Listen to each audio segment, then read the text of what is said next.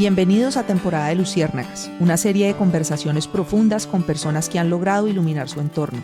Esta es una invitación para que cada uno de nosotros encuentre esa chispa interna para aprender a brillar desde la autenticidad.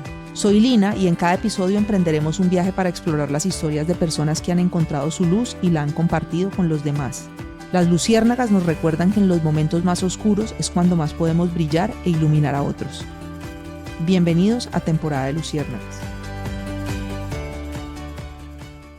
Bueno, señorita Whitney Cox, bienvenidísima a Temporada de Luciérnagas. Muchas es para gracias. mí un gusto tenerte hoy aquí en esta conversación. Habíamos hablado hace un tiempo de sentarnos a tenerla y no habíamos podido cuadrar. Estabas en ese momento en el que estabas definiendo tu domicilio, si seguías en Miami, si te venías para Cali, cuándo llegabas a Cali. Y finalmente ya estás en esta ciudad que puedo decir es de tu corazón, ¿o no? Sí, yo siento que ya volví a mi casa. Volviste a casa. Bueno, yo no tengo duda de que esto va a ser una conversación fascinante para cualquier persona que nos vaya a oír.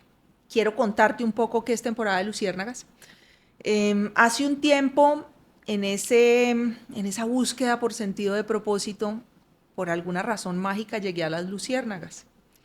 Y ha sido una metáfora que lleva más de un año acompañándome, porque nació de una serie de conversaciones con una persona a quien quiero mucho, y era como una terapia, yo diría que era un proceso terapéutico en voz alta en el que a través de ese entendimiento mío de la vida y de mis lentes y de cómo la veía yo, pues llegamos a esa metáfora y a mí me pareció hermosa porque yo realmente creo que la vida, primero, es un ejercicio en el que solamente en la medida en que uno logre reconocer su historia y apalancarse en esa historia, puede realmente avanzar.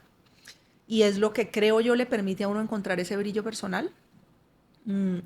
Pero el juego para mí no termina ahí, porque yo creo que ese brillo tiene que estar al servicio de un todo y de poder, como las luciérnagas, brillar para conectar, ayudar a otros a encontrar esa luz. Y eso es este podcast, conversaciones con luciérnagas o personas que han encontrado esa luz propia, y que están de alguna manera compartiéndola con los demás. Y yo creo que tenés una historia de vida que representa eso, entonces bienvenida. Gracias. Gracias por recibirme. Bueno, vamos a ver cómo te presento y quiero que me ayudes un poquito.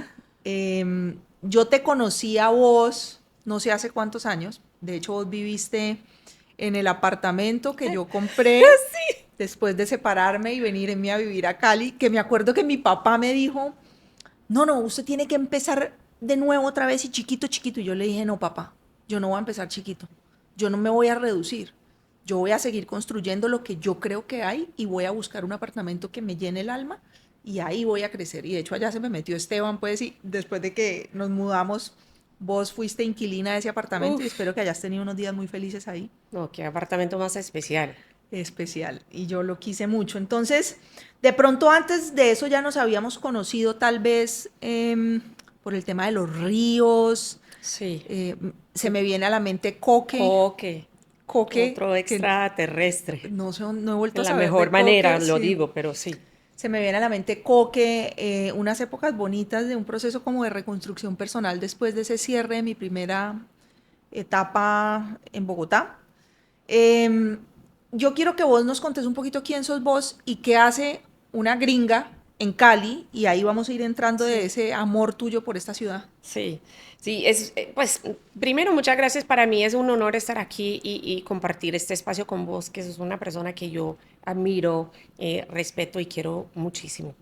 Entonces, para mí como que el hecho de que quisieras escuchar y compartir mi historia a tu comunidad me impacta mucho y me estoy como llena de gratitud en este momento. Eh, yo no tengo como una explicación racional de lo que me lleva a Cali. Eh, lo que después de casi 2 décadas de como tratar de pensar y entender, yo siento que desde que nací Colombia, pero específicamente este territorio ha estado llamándome. Y te doy como un ejemplo muy tonto, pero cuando yo crecí en un pueblo súper pupi, neoyorquino, todos muy blanquitos, muy gringos, y a mí, y me acuerdo que en esa época, estamos hablando de los años 80, había llegado una familia colombiana, eh, y seguramente pues huyendo del conflicto, quién sabe.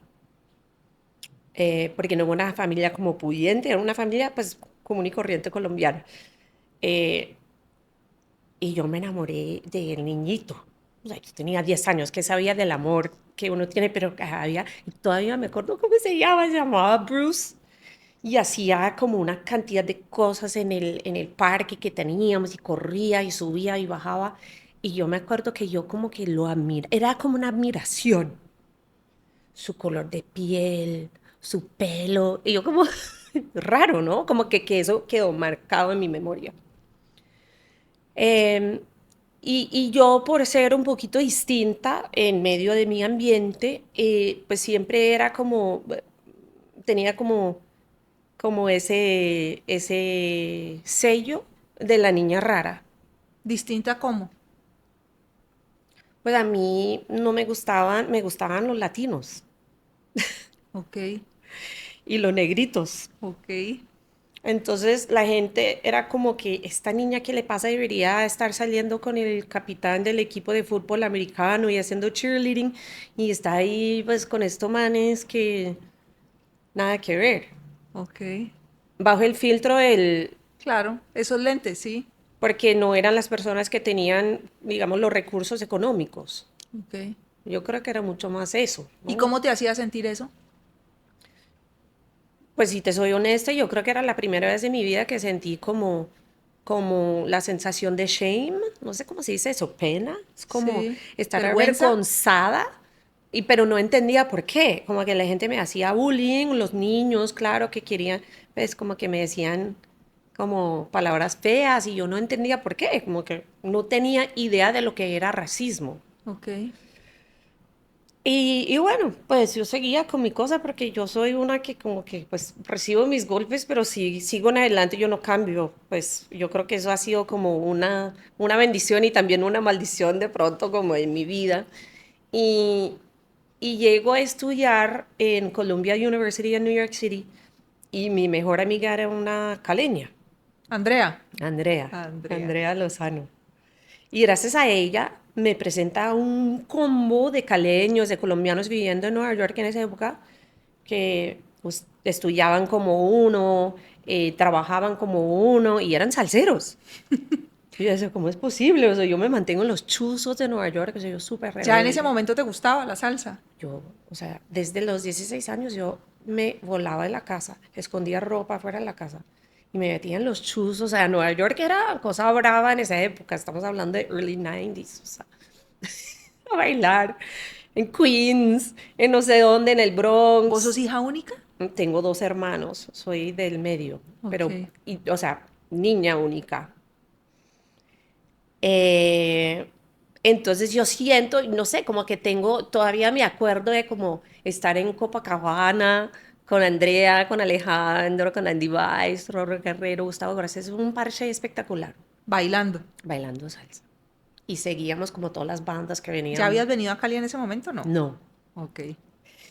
Y yo, pues como buena neoyorquina, entro a trabajar en la bolsa. En 2000 me graduó, estoy trabajando en una mesa de inversión y en algún momento, yo creo que fue como 2004, salí de un banco para otro y te dan como unas vacaciones y me vine para Colombia a visitar a Andrea. Ok. Y yo había estado como en México antes, y siempre me gustaba Latinoamérica, pero para mí Colombia, o sea, mi primer viaje no fue Cali, fue Bogotá, pero era como se me voló la cabeza. ¿Por qué? O sea, mira, cómo me eriza la piel. Yo siento que los ancestros te están hablando cuando te eriza la piel. Es como, ¿Qué sentiste en ese primer viaje? o sea, Colombia es un país, y no estoy hablando de lo material, porque yo puedo mirar ese edificio ahí caído, no, eso yo no es lo que estoy hablando. O sea, simplemente viendo esa palmera y viendo cómo, no sé, la montaña y cómo baila la palmera ahí con la montaña, eso para mí es como una riqueza que no se compra con dinero. Exuberancia. Y también la misma gente transmite esa exuberancia, el baile, la música, la calidez humana de la gente, como que ese nivel de relajo, como que estar ahí en una tienda, la gente pues con su caneca de aguardiente, o la sonrisa de una persona pues caminando en la calle. Yo no crecí con eso. Yo crecí en un ambiente donde uno tenía que mirar el piso, Ujú. porque si haces como contacto con los ojos de un loco, pues te cascan. En Nueva York. Sí. Ok. Em, entonces ahí empiezo a viajar, a conocer, y llegar a Cali fue como, no, no, no, esto no puede ser. O sea, como que sentí algo dentro de mí y, y me acuerdo que siempre como que me quedé con esas ganas de volver y trabajar acá. Trabajé cuando estaba haciendo mi maestría, hice como mi pasantía entre primer y segundo año en el Banco Mundial en Bogotá. Y me acuerdo mi último día, yo decía, algún día volveré, volveré. Y claro, pues vuelvo a Nueva York, otra vez como que ese mundo como que se te absorbe, te come vivo. Y pasaron los años y llegué a tener como una crisis existencial, creo, ¿Por qué? porque todo lo que decía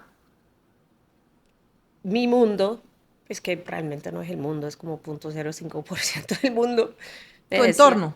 mi entorno decía, vos tenés que conseguir tu apartamentico en este barrio, vos tenés que hacer estos viajes, jet set de no sé qué, aquí, allá, los zapatos, las carteras, el trabajo. Y yo me sentí tan miserable, o sea, me quería, esto no puede ser la vida. Esto es la vida. Y yo le preguntaba a la gente como que esto, usted, no, Whitney, cállate, eso es, pues vos tenés todo porque eso es una mala agradecida. ¿Porque te sentías vacía o qué sentías? Vacía y con un dolor, era como un dolor espiritual. Ahora reconozco que es un dolor espiritual, pero yo no entendía en ese momento. Una Y yo, emergencia espiritual. sí, Es un proceso de despertar. sí, Ok. sí, es como ese llamado que es como, ¿Y qué fue lo que o sea, por qué caíste en cuenta o qué situación despertó eso? ¿Qué ocurrió? es chistoso porque yo siempre como súper juiciosa, entonces llegaba a la oficina a las 5:30 de la mañana, salía 6, 7 y me dormía. Y en esa crisis existencial yo dije, no, voy a dedicarme un año y voy a empezar a hablar con todo el mundo que hace cosas distintas que yo.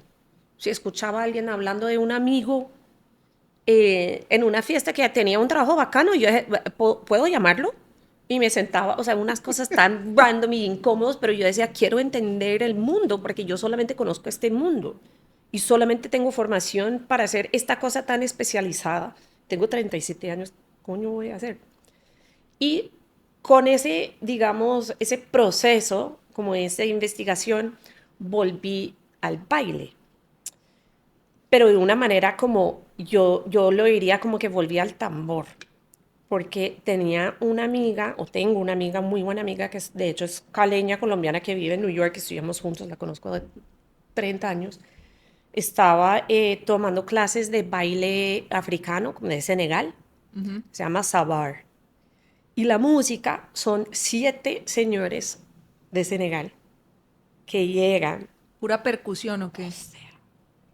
Y hay el gordo con la barriga, el flacuchento, el viejo, el joven, todos vestidos de diferentes maneras.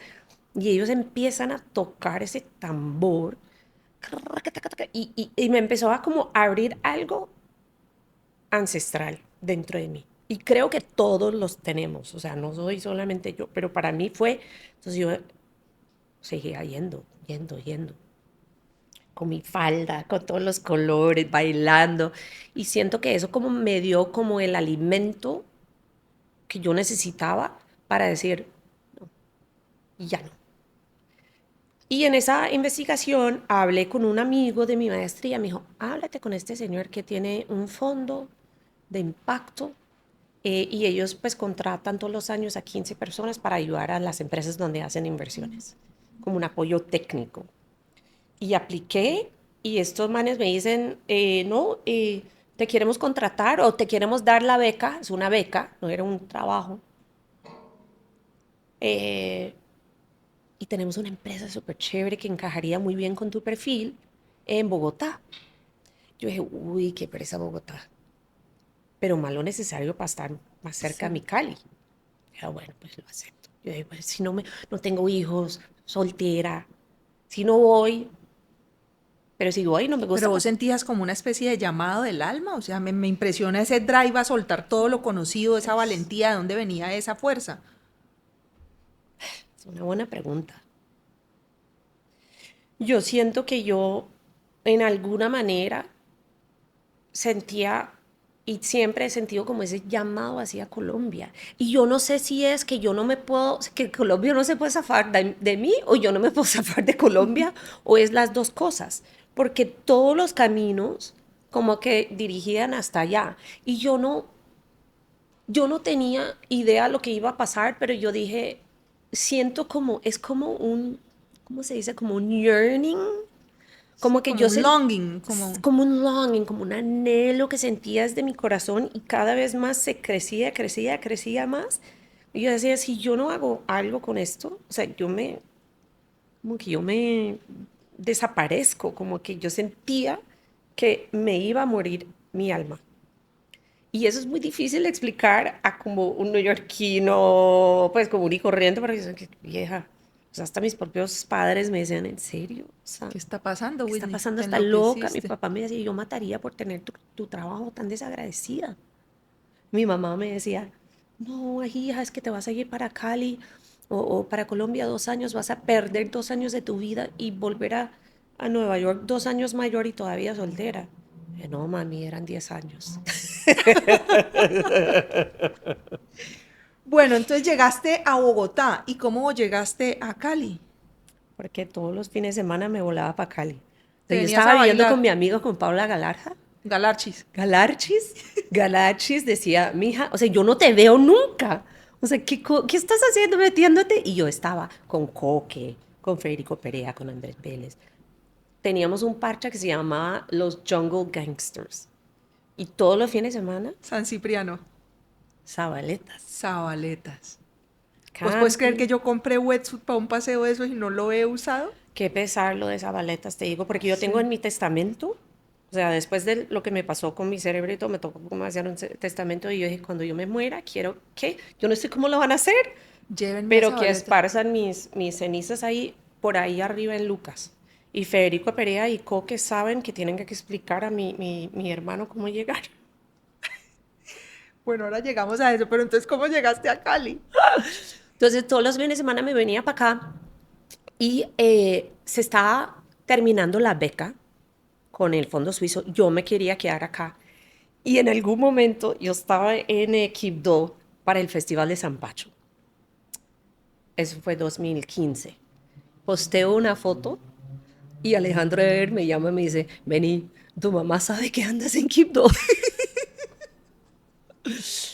Y nosotros pues cagados de la risa, yo conozco a Alejandro desde mucho tiempo, le tengo mucho, mucho aprecio y mucho cariño, y me dice, vení, eh, se nos está yendo la directora de la fundación de mi mamá y mis tíos, eh, ¿te lo mides? O sea, venite para acá. Yo dije, obvio. Entonces eso, pues terminó la beca en finales de 2015 y en 2016 ya estaba acá como directora de la Fundación Alvaralice. ¿Y estuviste cuánto tiempo ahí? Como un año y luego me dio cáncer de mama.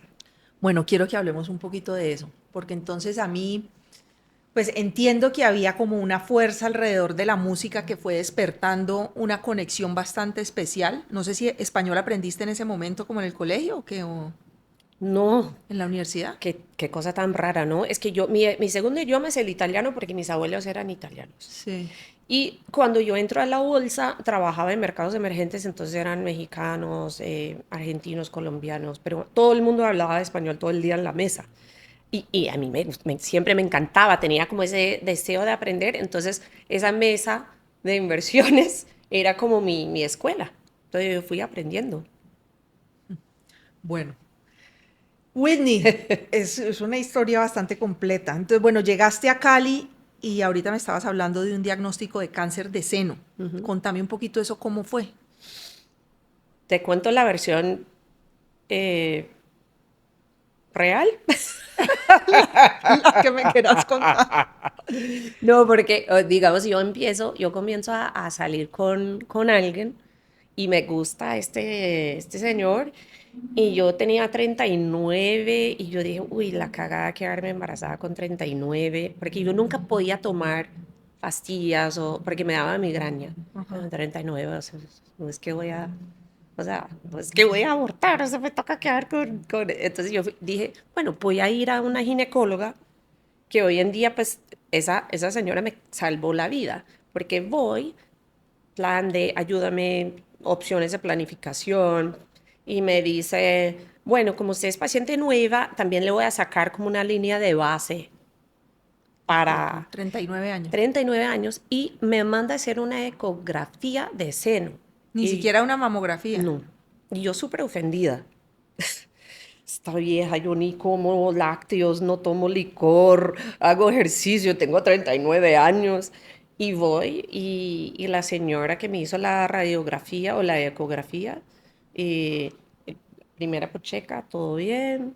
La segunda como que, Vos no te habías sentido nada. no, ni la doctora. Es que estaba pegadito acá con la costilla y muy pequeña y esa señora también me salvó la vida. Y entonces encuentro esta vaina. Y yo, ok.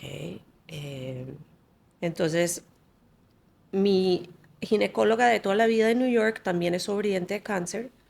Y ella me dice, ok, yo te ayudo, venite y yo te tengo todo organizado. Entonces fui a hacer la biopsia y ahora entiendo, en esa época no entendía, pero era como que todo como que pasó súper rápido porque ellos saben. Ellos saben, no tienen que hacer la biopsia, o sea, ellos como que lo ven y saben. Entonces, y Los ahí estoy médicos como, saben decir. entonces era como que una cantidad de vaina y de repente como que no tenés cáncer. Y yo, ¿cómo así? O sea, yo me acuerdo que me decían como que es ¿Y era un importante. tipo de cáncer agresivo o qué? No, gracias a Dios no, porque lo habían encontrado tan rápido. O sea, yo digo, si no hubiera conocido a mi exnovio, no hubiera ido.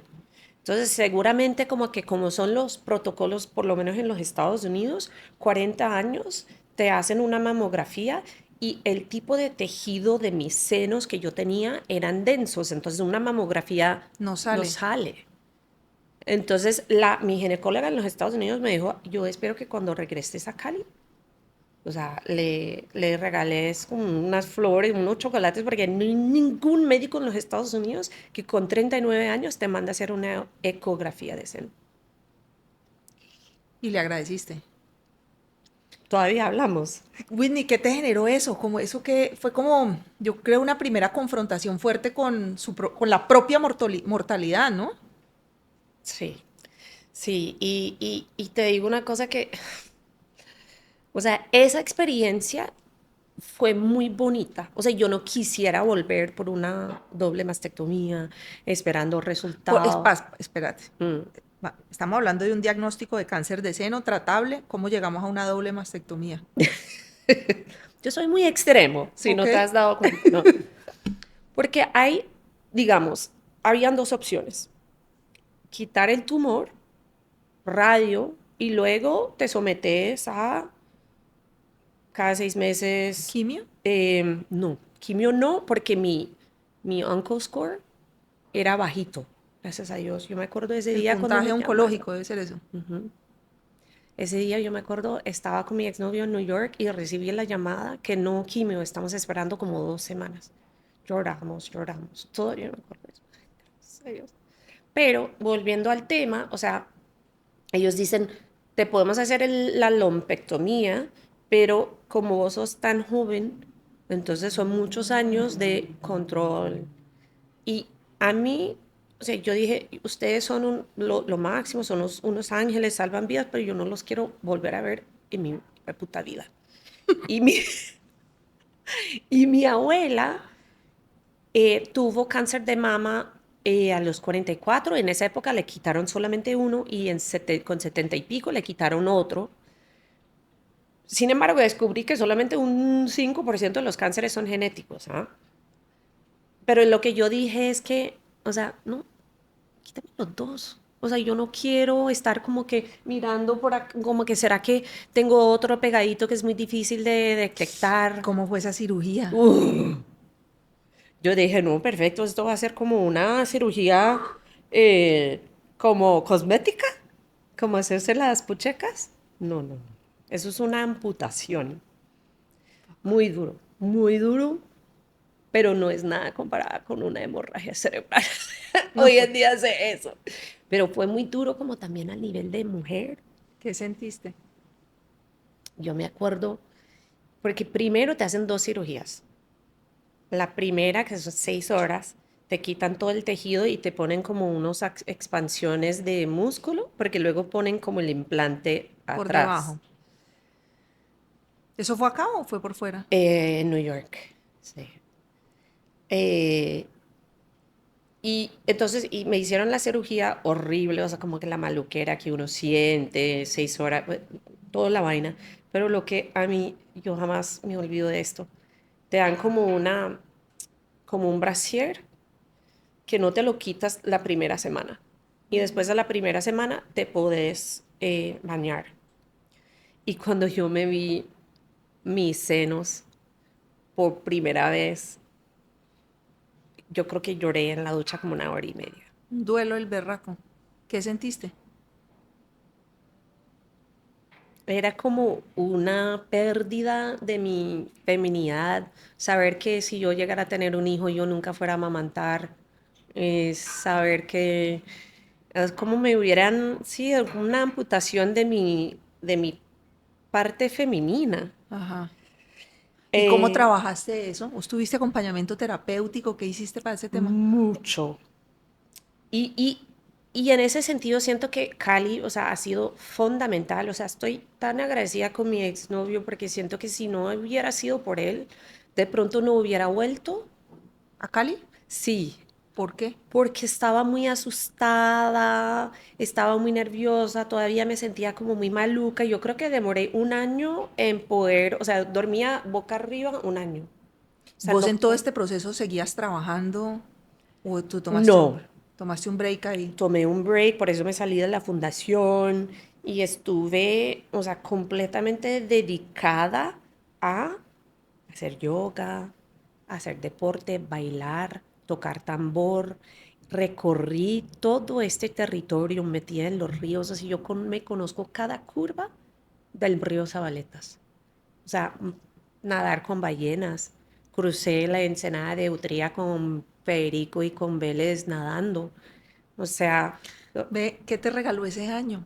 Qué chimba, me da una envidia oírte decir eso. Decís eso y yo digo, yo quiero hacer eso. es que esas son las cosas de la vida que uno dice cuando te está pasando, como que ¿por qué yo? ¿Por qué yo? No, ¿por qué yo? No yo. ¿Para qué? Porque yo tuve unos ¿Qué te años. enseñó el cáncer? O ese, todo ese proceso, es todo eso. El cáncer me enseñó que uno tiene una cantidad de amor que ni siquiera te das cuenta de la gente, de cómo te quiere la gente, de tu familia. O sea, mi mamá me bañaba, o sea, yo no podía levantar mis manos. Mi papá me hacía reír. Cuando yo me acuerdo que estaba súper maluca, te dan como unos drenajes que No. salen como, son 4 como granadas, donde te va como drenando la sangre, el líquido. Y estaba con mi brasier y estaba ahí. Yo estaba así, me sentía horrible. Y mi papá sube y me dice, vos pareces un árbol de Navidad de Tarantino. Y nos morimos de la risa. Fue como que aprender a reír a pesar de lo que esté pasando, como que la vida me quitó muchas cosas y como que ahí seguía. Y ese año en el que te dedicaste a vos, ¿qué te regaló? Una conexión tan profunda con la naturaleza. ¿Qué aprendiste de esa conexión? La naturaleza para mí es nuestro Dios, es como nuestro creador divino. Y yo necesito estar conectada con esa fuerza para que me muestre la verdad. Y yo no estoy diciendo como la verdad que sí o no, no, la verdad universal. O sea, si yo estoy embalada y no entiendo, y estoy como toda, voy para Huanchaco, para Zabaletas, para la montaña, y ahí veo las cosas más claras. Más claras cómo.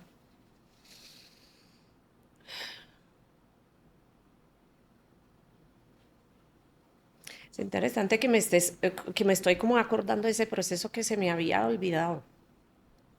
Y me estoy como, yo creo que voy a como salir con unas lecciones olvidadas de esto. Yo creo que soy una persona como muy, siempre he sido como muy independiente, muy fuerte.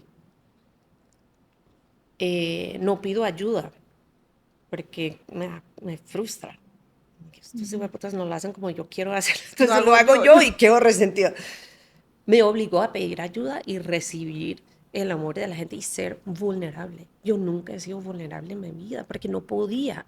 Dos hermanos que me cascaban todo el tiempo, luego trabajando en la mesa de inversión, si te ven una vulnerabilidad, ¡cha! Entonces ahí me tocó como abrirme, ser muy vulnerable, muy dulce, muy como con mi exnovio, que eso para mí fue una experiencia muy distinta, que yo no tiendo a ser así con mi familia, como sanar cosas con mi familia. ¿Qué tipo de cosas sanaste? Mira, yo creo que yo me fui de Nueva York como que casi como huyéndome de esa vida. ¿De Y cuál vida? ¿De la vida corporativa? ¿O estabas huyendo también de cosas con tu familia? yo creo que una combinación, la vida corporativa seguramente, como que ese Matrix, estar ahí, como que para luego poder comprar esto y el otro y la cosa más grande y luego ta, ta, ta. Pero también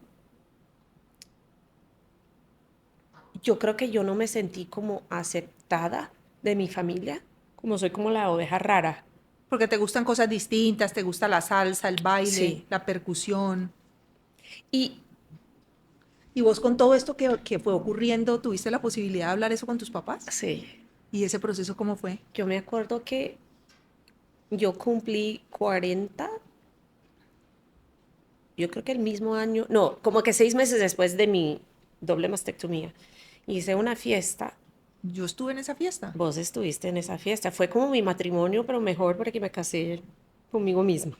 Entonces en ese matrimonio de los 40 vino todo el mundo de afuera y todos mis amigos de Cali, que fue como de estrato 0 a estrato 6000. O sea, todos los colores, todas las orientaciones sexuales, Diverso, o sea, súper súper diverso. diverso. Y yo entrené como 3 meses con la generación del Braga, con George Rios y con Nicole, la gorda, para hacer como una presentación de baile, de sorpresa. Y en algún momento como que me escondo, me cambian, me ponen trenzas, monas y hago como esta presentación de baile. Y después mi papá,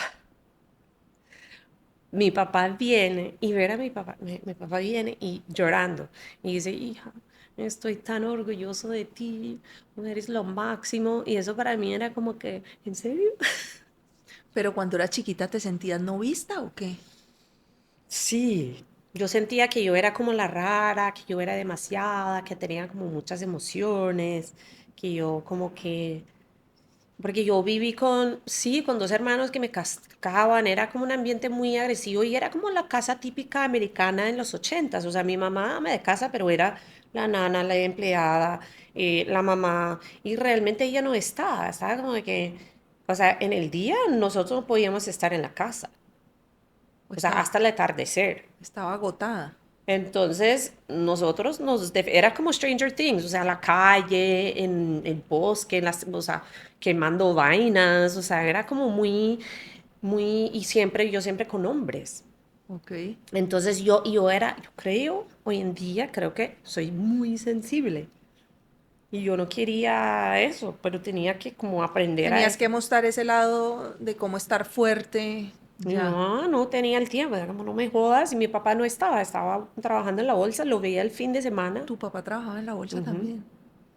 Lo veía el fin de semana y mi papá muy chévere, muy presente, pero también al final ese hombre eran 5 hermanos en su casa, mi abuelo era casi militar, Es como que no es que no querían, es que no tenían las herramientas. Ok. Entonces yo creo que eso me enseñó mucho que la familia, o sea, te aman incondicional, pero uno como que va hasta donde puedan, si no tienen herramientas. Ok, bueno, me hablaste de que a los 39, cuando todo ocurrió, vos no tenías pensado ser mamá.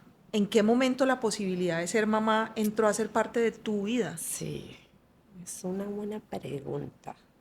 Porque yo, yo siempre decía, o sea, yo no soy una mujer que como que nació, como me cuentan muchas mujeres, como que soñando en el vestido blanco, la casa, los niños, eso me parecía hartísimo.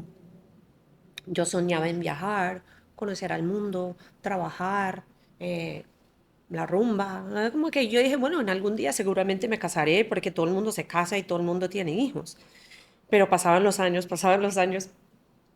Y cuando yo tuve 35, yo dije, bueno, pues congelo mis óvulos porque lo había escuchado que alguien lo había hecho. Ya para como tener esa póliza de seguro, Just in case. just in case, para no tener que tomar decisiones como afanadas. Pero la idea de ser mamá sola, cero. O sea, eso era como que eso no iba a pasar nunca. Y mi mamá decía, por favor, Winnie, por favor, tienes 37, ¿por qué no empezás? Que eso soy. Yo decía, mami, lo que más importante para mí, lo que es más importante para mí es ser mamá, es tener una pareja, como esa persona de No mi ser vida. mamá, sí. Y yo le dije, no, ser mamá soltera nunca. Y cuando conozco a Juan Diego, entonces, pues al principio no podía ni pensar, o sea, y los médicos decían como que 3 años tenés que esperar para que tu cuerpo descanse. eh, y de pronto como recomendable usar como un proceso de Claro, alquila. porque además supongo yo que hormonalmente tener hijos podía tener implicaciones en el tema del cáncer y... Ok. Entonces yo dije, bueno, pues ni pienso en eso. Eh, pero sí me di cuenta, al mismo tiempo como que empiezo a conocer y tener una relación con dos niños que conocí en la fundación. Y ellos, yo no sé, yo creo que yo fui mamá de ellos en una vida pasada, Ajá. porque tenemos una conexión que no puedo explicar. Y ellos empiezan a como pasar los fines de semana conmigo, para arriba, para abajo. Y yo me acuerdo un día, una mañana, el mayor Ángel, estamos como sentados ahí en el comedor desayunando, y él tiene unos ojos así como una lechuza, y me miraba y me decía, Whitney, ¿usted algún día quisiera ser madre? Y yo, pues yo no sé, papá, ¿por qué? Me dice, no, porque yo creo que usted sería muy buena mamá. Y algo como que ese proceso con ellos como que empezó a despertar algo en mí que yo no había sentido antes. Que era como ese deseo de ser mamá. Claro, no tenía ni puta idea qué implicaba. Yo no sé si puedo decir esas palabras. Yo no tenía idea. Yo creo que vos me llamaste en algún momento a preguntarme y yo te dije, a mí me dio muy duro la maternidad. Y yo te dije, amiga, esto es duro. Es que, es que muy pocas personas, o Pero igual vos me dijiste, no, yo voy para adelante. Y yo, ok. que no tenía idea. Yo pensé que iba a ser como tener una mascota. Bueno, Whitney. Entonces vamos a entrar a una fase impactante para mí porque nosotras dos estábamos en pandemia o saliendo la pandemia. Yo no me acuerdo en qué momento estábamos. El hecho era que estábamos haciendo un curso de Kundalini Yoga juntas. Ah, sí. Tal vez algo del sonido y los gongs y eso, Sí, porque yo había los acabado de comprar un gongs. gong. Y me estaba recomendando qué gong comprar. Ok. Y todavía ya no sé hasta hoy la fecha dónde está ese gong que compré. ¿Por qué? Yo no sé dónde está. Bueno, Bueno, después no te importa, cuento eso es para sobre el otro. mío. Y yo no te vi como 2 fines de semana y te escribí, Whitney, no te he vuelto a ver en el retiro, ¿qué pasó? Y me decís, no, es que me dio un aneurisma, ya estabas embarazada además. Y yo, ¿what? O sea, te dio un aneurisma estando embarazada, amiga. O sea, háblame de eso. ¿Quieres saber la cosa más loca de esto? Eh, Vero, tu hermana, me había recomendado como un canto, un chant, Sopurk, El Sopurk.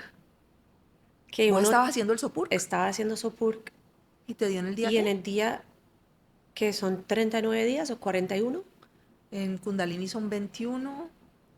eh, en el último día del canto, me despierto porque yo me estaba despertando todas las mañanas a las 4 para hacer como la rutina, la respiración, y me despierto, era el último día, y me fui derecho para el baño, empiezo a vomitar y como que se me explota la cabeza, me desmayo, la empleada doméstica me encuentra en el piso cuando entre. Llama a ambulancia, pero era ese pico de pandemia que fue como fue el 12 de enero, mi ¿Cuánto tenías de cumple, embarazo? 6 meses. ¿Era el día de tu cumpleaños? Era el día de mi cumpleaños, mi preaneurisma. 12 de enero de 2021, que era como que todo el mundo se fue de vacaciones y todo el mundo llegó con COVID. ¿Te acordás que hubo como un Sí, sí. segundo pico? Ahí fue Entonces, cuando no. me dio a mí, además. Entonces, no habían ambulancias. Ella llama a una amiga que ve como en mi teléfono. Ella viene a mi casa. Y luego ella tenía que irse por la noche. Ezra y David vinieron, se quedaron conmigo en la casa y yo estaba muy mal. O sea, pero ¿cómo así? ¿No te llevaron? ¿Vos no fuiste a la clínica? Vino como un médico, como que de mi seguro, y me dio como me dijo, no, usted tiene migraña. Bueno, entonces David me lleva a la clínica. Me hacen como, y gracias a Dios tenía a David allá, porque si uno no tiene, ¿Un man al lado? eso me dio mucha tristeza, Ahora hablamos un poquito de eso. porque vos sabes que yo amo Cali, amo Colombia. Entonces me hicieron como un TAC, no vieron nada, usted tiene migraña. Y con eso empiezan 2 semanas de un dolor De cabeza. de cabeza tan bravo. Eh, y iba a urgencias. No, usted tiene migraña, váyase para la casa. No, yo no tengo migraña. Quiero que me internen. Por favor, deme una cama. No, es que no tenemos camas, váyase para la casa. Usted tiene migraña por el embarazo. No tengo migraña.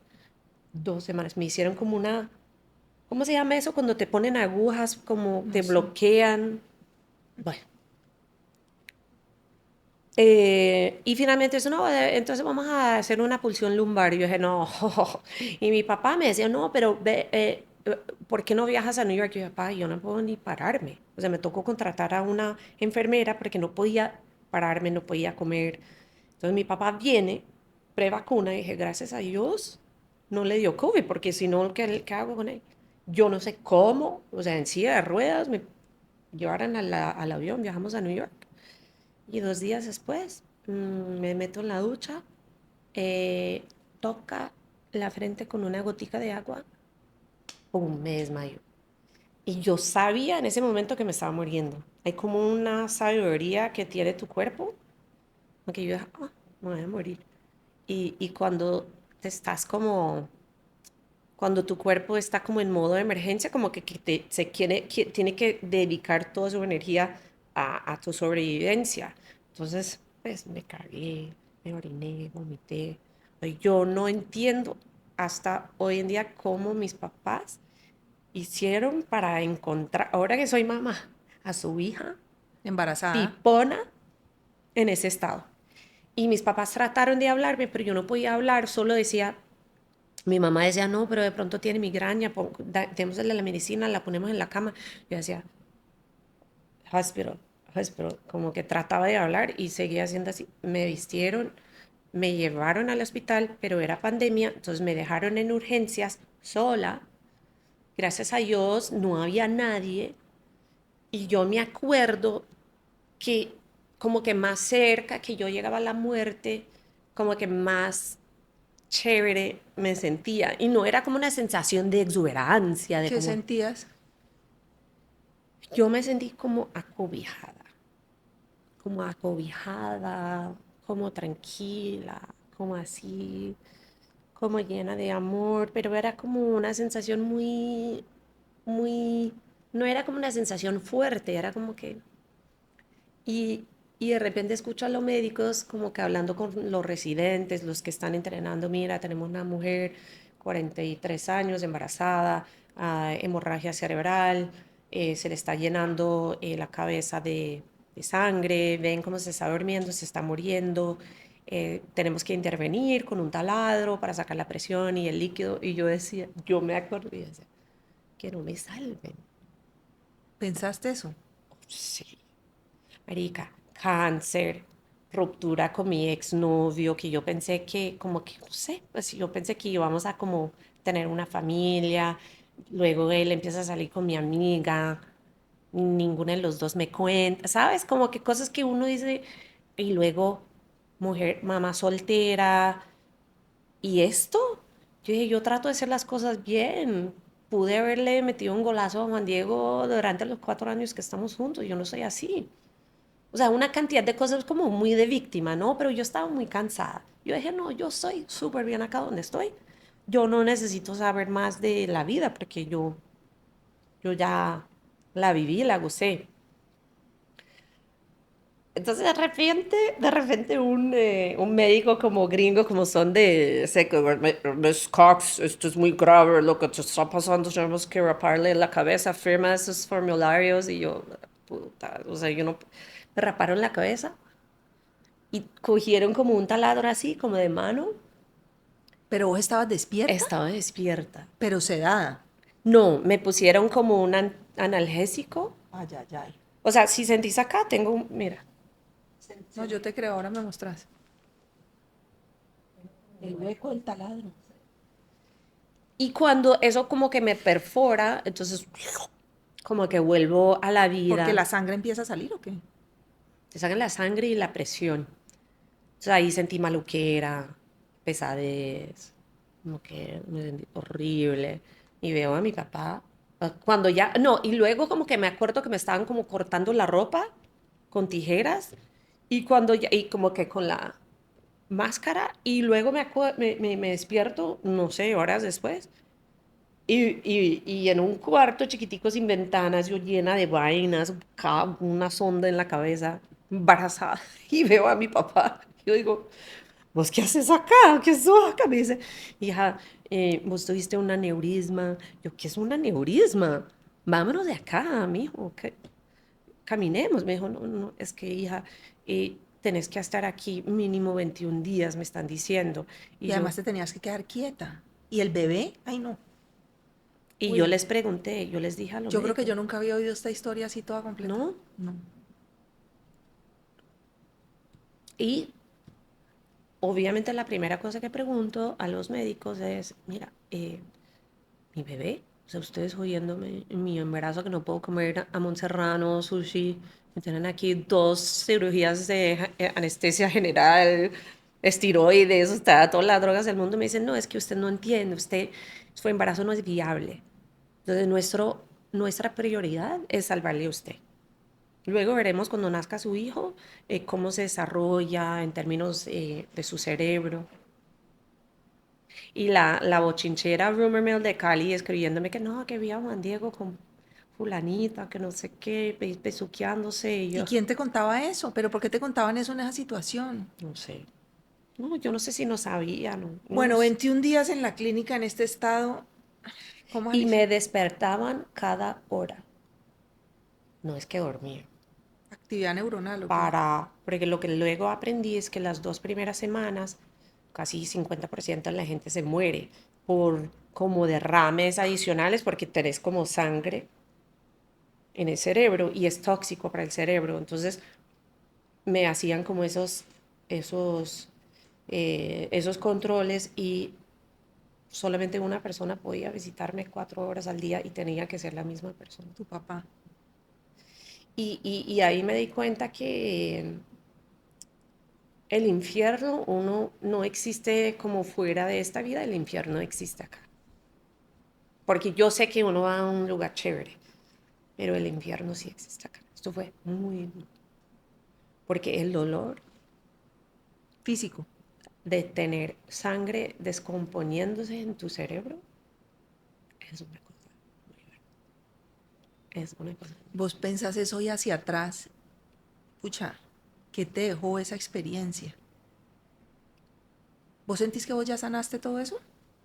No. Es interesante esa pregunta porque yo creo que como yo me encontré en una situación, pues por haber tenido cáncer, luego esta vaina como muy descapitalizada, con un recién nacido en los Estados Unidos, porque luego nace mi hijo y digo, bueno, cuando Silvio cumpla los 3 meses, me vuelvo a Cali. Cuando nace Silvio, paro nacional. Sí, me quedo aquí trabajando. Vos en medio de todo esto seguías con el tema de vuelvo a Cali. ¿Y tu hijo cómo nació? Después de que a vos te dijeron, bueno, mira, la prioridad sos vos, no sabemos qué va a pasar con el pelado. O sea, a mí me pasó de todo en ese embarazo. Horrible. O sea, tener una herida de cerebro, o sea, yo creo que duré un año en como realmente recuperarme. Todavía tengo como secuelas, pero las saqué barato. Y tuve una vaina en el embarazo que se llama como colestasis de no sé qué, que tu hígado como que no produce algo que te pone como picarte, Ichi. rascarte, súper itchy. O sea, yo estaba así, tenía como, no, horrible, que no es peligroso para la mamá, pero sí el niño puede nacer muerto. Entonces cuando descubren, yo iba, cuando descubren que yo tengo esa vaina, dicen que tenía que ser cesárea obligatoria por el tema del aneurisma. Nació un mes antes por ese tema, como de emergencia, cesárea de emergencia. O sea, fui a un control y la doctora me dijo, ¿no sabe qué? Mejor saquémoslo ya porque no podemos correr el riesgo. Entonces él nace y no te imaginas, o sea, mi hijo es una vaina, es un ser épico. Yo siempre le cuento por las noches, yo digo, papá, vos no sabes qué tipo de parto, ¿cómo se dice? ¿Cómo llamaste? Porque siento que todos como que ya llegamos y ya tenemos todo como Mm, organizado, ¿no? he chose you, sí. He chose ese parto de 3 generaciones. ¿Por Claro, qué tres no generaciones? tuve a mi marido, el papá, como nos dicen que tenemos que como estar como anhelando eso, pero mi papá estuvo cuando nació mi hijo. Entonces estaba abuelo, hija, Veo ahí un vínculo muy fuerte con tu papá y tu mamá. sí, no tanto. O sea, la quiero mucho, pero somos muy distintas. Eso es Mm, algo que yo tengo que trabajar todos los días. ujú, Pero, pero es mamá. Y como mamá, o sea, sabemos que nuestras mamás nos aman. mm. Em, pero, pero sí, ese vínculo de mi papá y mi hijo y mi papá. Estamos como mi papá llorando, yo le cuento a Silvio, los tres llorando, 3 generaciones, tu linaje, o sea, ¿cuántos niños tienen esa oportunidad? Y mi papá, mi papá dice, tiene a Silvio así, 2 horas nacido, dice, tan chistosa la vida, que a Whitney casi no le gustan los blanquitos y le salió el hijo más blanco de todos. Es como sueco. Pues sí, yo sé, Whitney. Bueno, hoy, varios años después de toda esta locura, primero quiero decirte, creo que tenés más vidas que un gato. Yo había conocido esto, pero yo nunca me había sentado a conversar con vos así. Toda mi admiración, esa Gracias. capacidad de resiliencia y de apalancar. Eh, con todo esto, vos, ¿qué partes tuyas sentís que fueron muriendo y cuáles fueron naciendo? Mm, Que te traen a lo que es hoy es Whitney. una pregunta muy interesante. Eh, yo lo tengo más claro que nunca que mi propósito es acá en esta ciudad. Independientemente que si mi familia está allá, mi hijo y yo estamos aquí solos, que la potencial de mi trabajo es allá, que no sé qué, yo lo tengo más claro que nunca que mi propósito es acá. Yo te conté que cuando me dio cáncer era como una experiencia bonita donde realmente como que esa parte espiritual de mí floreció. Mi aneurisma casi lo mata y creo que estoy solamente apenas empezando a reconectar con esa parte de mi alma que luché tanto por conocer. Y por eso te digo que siento que estoy solamente apenas empezando a sanarme, porque por necesidad yo tenía que trabajar, mostrar a todo el mundo que yo sí tenía madera, que yo no soy una mamá soltera, pues estresada, toda eso. Y necesitaba plata. Entonces yo nunca, o sea, nunca tuve el lujo de como pensar. Y luego, como 18 meses después, me dio otra aneurisma. No sé si supiste. No. Entonces yo dije, como que era como que, pero yo decía, no, la vida ¿Y es vos tenés un tema de indiferente. coagulación en la sangre o qué? No, es que un aneurisma es como una regularidad que uno tiene en las venas, en las arterias. Los médicos creen que yo nací con eso, porque es genético o de fumar. Yo, pues, no lo tenemos en mi familia, yo no fumo. Y si uno tiene una, entonces es muy probable que tiene otro. Lo encontraron cuando me operaron, pero dijeron, no, es que no es peligroso, como que es más peligroso operar. Entonces vamos monitoreándolo. Y empecé a sentirme mal. Silvia tenía como 18 meses Estabas allá con tus papás. en Miami. En Miami. Madre, eso fue duro, pero sin ruptura. Entonces, sin ruptura, en vez de estar en la UCI un mes, estuve en la UCI una semana sin dolor, pues estaba asustada y todo, pero, pero era como, te digo que lo que estoy sanando, y siento que ha sido como lo más bonito, es que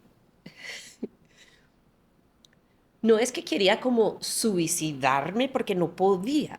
Era como una putería porque yo decía, yo no quiero más con este juego, este chiste cósmico que es la vida, pero no puedo ni morirme porque este man depende de mí y me descapitalicé. Entonces yo tengo que trabajar mínimo 20 años más para como tener todo lo que él necesita. ¿Y quién puede garantizar eso? Soy inasegurable.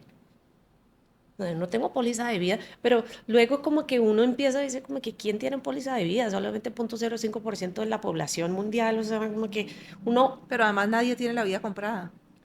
y eso es lo que yo aprendí, como que yo puedo estar con estas vainas, pero uno no sabe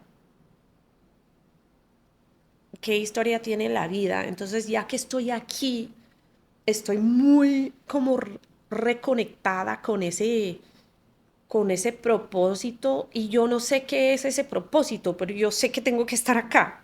Es como mi propósito es trabajar para esta ciudad, este territorio, ayudar a cambiar la mentalidad, ayudar a cambiar todo lo que yo pueda a través de mi ejemplo. Porque es una cosa hacer todo lindo y decir sí a la filantropía. Yo he sido muy crítica con la manera de hacer filantropía, no solamente en Cali, sino en Colombia. Por eso, pues, siento que uno también tiene que como walk the talk. Eh, Put your money. sí, y en maneras como sostenibles. Ujú. O sea, la caridad. Pero te hago una pregunta, ¿vos sentís hoy que vivís la vida con más presencia?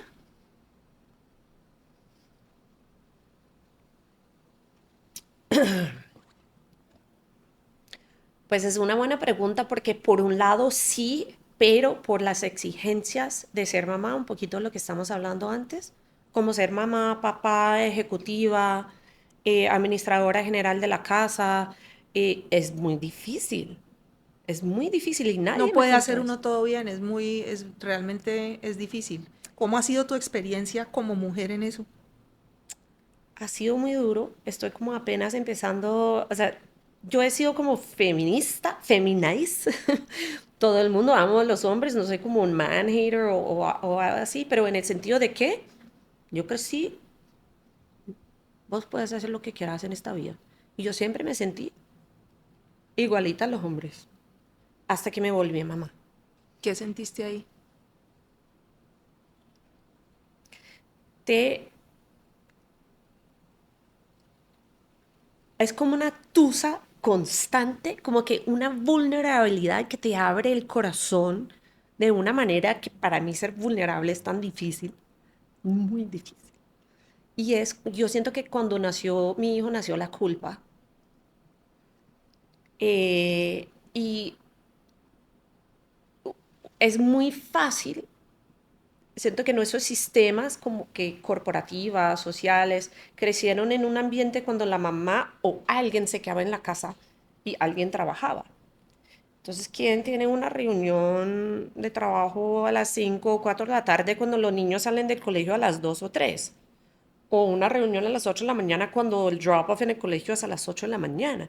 Como que la mujer, el hombre de pronto no, pero la mujer sí necesita una manera de trabajar distinta y necesita una contención distinta. O sea, yo nunca fui como muy amiguera de mujeres, como muy femeninas. A mí me gustan como más los tomboys, como uno, ¿no? Y cuando nació mi hijo, los parches que más me encantan, donde yo me siento más como conectada con mi esencia como mujer, es cuando estoy con un montón de mamás, con los niños trepando, subiendo, bajando, que carga uno lo carga, que el otro, que no sé qué, ayudando entre mujeres. Eh, y yo sí, o sea, siento la necesidad de un hombre porque traen una energía distinta. Como esa compañía, ese partnership. Yo que tengo un hijo, Sí, yo veo que él como que ama estar conmigo, eso es la mamá. Pero cuando viene como sus tíos favoritos, como Colbert, David, por ejemplo, David, Ezra. es como una dicha que siente porque juegan brusco, se cascan. Es como algo que también necesita la casa, como esa energía. Entonces lo tengo más claro. Es como que el bebé busca a la mamá, el niño busca a la mamá y buscan al papá también, pero pues si uno estudia como la ancestralidad, es como a La los siete polaridad, es el juego de las años. polaridades, sí. Ese balance es necesario. Em, entonces es como, o sea, yo quisiera, si yo digo, y yo lo digo de chiste, pero pues, lo digo serio, y muchas amigas me dicen lo mismo, yo digo, yo no vuelvo a vivir convivir con un Convivir. hombre. No, ¿no volvés? ¿Te lo dicen tus amigos o me estás No, diciendo yo vos a lo mí? digo a mis amigas y muchas amigas como divorciadas me dicen lo mismo. Yo nunca me casé ni me divorcié, entonces yo no sé. Pero en mi experiencia, pero yo sí viviría con otra, con una amiga y y sus hijos. Y sus crías. Sí, porque somos como, somos animales, Sí. La tribu, ¿no? la tribu. Whitney, ¿le perdiste el miedo a la muerte? Es que yo creo, yo no, yo creo que no tengo miedo a la muerte, sino miedo a la vida. ¿Por qué? Y te digo por qué. Cuando te da cáncer, uno tiene tiempo para organizar. Si te da un aneurisma, el 50% de la gente se muere, pero lo de los 50 que sobreviven, 70% tienen secuelas permanentes neurológicos. Y una cosa que tengo muy claro, yo no quiero, o sea, yo sí sobreviví esa hemorragia, esos 21 días en la UCI, pero yo no creo que tenga para sobrevivir otro. Entonces yo le digo a mi hermano, no, mi hijo, si eso me llega a pasar, o sea, coja un cojín o algo así y me mates, porque yo no quiero, o sea, yo no quiero sufrir así y yo no quiero ser una carga para mi hijo. Entonces, esas son como las cosas que me da miedo, pero también ahora, como que han pasado, el 1 de febrero van a ser 5 años de mi primer aneurisma. Y ahora con el tiempo, como que veo como el arc de ese propósito.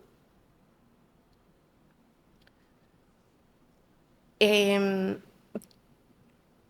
y digo, güey madre, sí, hay una conciencia, hay una sabiduría como conciencia creativa, una, como una sabiduría mucho mayor que nosotros y realmente, o sea, ese ser, no sé, como que sí sabe lo que está haciendo.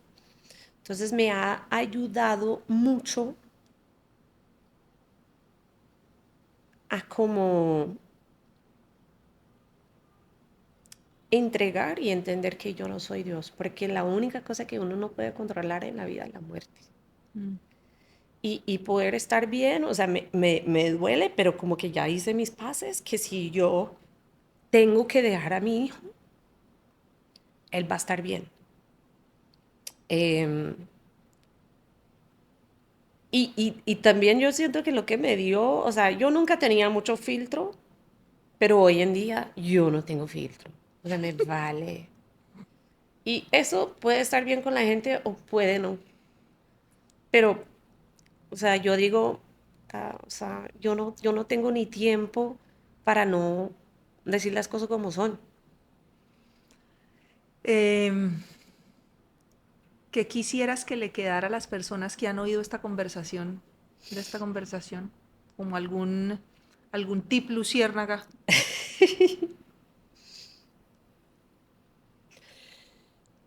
Yo, yo siento que lo más importante para mí, y suena muy cliché, pero es no tratar de ser como los demás. Porque vos, o sea, uno siendo auténtico, por más de que la gente pueda decir que esto, que, o sea, que un niño necesita un papá, que cómo vas a hacer eso, que cómo vas a ir a Colombia, o sea, una cantidad de cosas que me dijeron que yo no podía hacer, es lo que, o sea, siguiendo ese llamado que el cuerpo sí sabe, te eriza la piel, sentís algo aquí, como que desconectándote de eso, es lo que te va guiando. Y los mensajes más importantes no vienen con una explicación racional. Es como aquí, Siéntelos. aquí. Y yo pasé casi 5 años en la época más oscura de mi vida, o sea, queriéndome morir, pero no pudiéndome, con rabia que no podía morirme, pero aguantando, a veces hay que aguantar y confiar que como que nosotros llegamos aquí con un propósito mayor y realmente tratar de como buscar y pedir que te muestre en la vida ese propósito. Y ese propósito es a través de, uno lo va encontrando a través de esas sensaciones. ¿Cómo le enseñas eso a Silvio? Uf, eso es una buena pregunta. Yo estoy haciendo una nueva cosa que sigo a un padre irlandés, pero no religioso, es como que vivió por todas partes. Ahora te paso el contacto que es interesantísimo. Y él dice, ¿cuál fue tu nombre antes de nacer? Tu nombre sagrado, que te dijo la Madre de Dios antes de que encarnaras como en este viaje físico, porque Mm. antes somos como seres como cósmicos o espirituales. ¿Cuál fue tu nombre ancestral, tu nombre sagrado antes de nacer? Silvio me mira así, está bien, ¿de qué está hablando? Pero se lo cuento en la noche. ¿Y cuál es? Y, y cómo lo encuentra uno a través de esas experiencias que te conectan con esa sensación de, no es como un Dios, pero es como un, ¿Como parte del todo? puede ser para vos cuando vas al río y sentís como esa sensación, o cuando vas a trabajar en una comunidad, es una comunidad que te hace brillar desde adentro, que te hace erizar la piel, va a ser distinto para todo el mundo. Ese nombre no es un nombre que tiene como un nombre como pues Lina, como Whitney, no, es esa experiencia. Eso es tu propósito, esa es tu misión, eso es lo que escogiste. Entonces tenemos que volver a como ponerle más peso en eso, porque así es como hacemos el mundo mejor. O sea, Nueva York no necesita más monas así ejecutivas que no sé qué vaina, hay muchas. Pero de pronto Cali sí necesita a alguien como yo. Y hay ejemplos así de todas las industrias, todos los colores, todos los países, todas las industrias.